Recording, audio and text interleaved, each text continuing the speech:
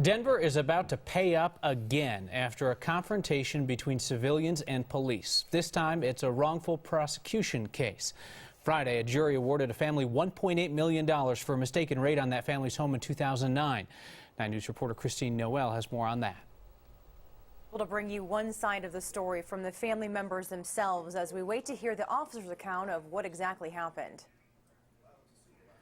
January 27, 2009. Everything just happened so fast. A day Daniel Martinez Jr. and his family have been reliving every day for 5 years. Why? What's going on? What did we do? You know, we didn't deserve this. Martinez's son Daniel says around 11 p.m. that night, 4 Denver police officers pounded through the front door of their home in the 1200 block of Stewart Street without a warrant. I seen one of the officers grab my little brother and slammed his head through a window.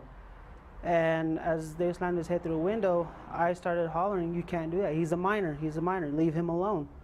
And as I was saying that, I ended up getting put in a chokehold. They didn't have a warrant to go to that house that night. The family's attorney, Catherine Stimson, says that night DPD was conducting a knock and talk. They were following up on a tip that 2 felons were selling drugs and running a brothel inside of the home.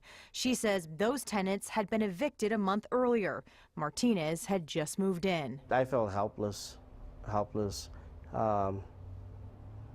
confused, scared, wondering why it was happening. Martinez was ultimately charged with resisting arrest, his sons with assaulting an officer. We never touched any of the officers at all. They're then falsely accused of doing something they didn't do. A year and a half later, members of the family had either been acquitted or had their charges dropped. That's when the family filed a lawsuit. On Friday, a Denver jury awarded the Martinez family $1.8 million. A big old weight off our shoulder, happy. Martinez says he's glad that justice has been served, but still worries for his family. I'm constantly looking out the window,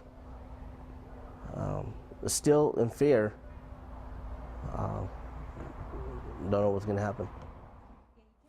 Stimson says the jury upheld the claims of wrongful prosecution against the officers, but not the claim of excessive force. We did reach out to DPD. The department is working on putting together a statement for us. We expect to have that on Tuesday. Meanwhile, the defense attorney for the officers, Michael Lowe, says his team is working on an appeal. Kyle. Christine Noel reporting. Christine, thanks.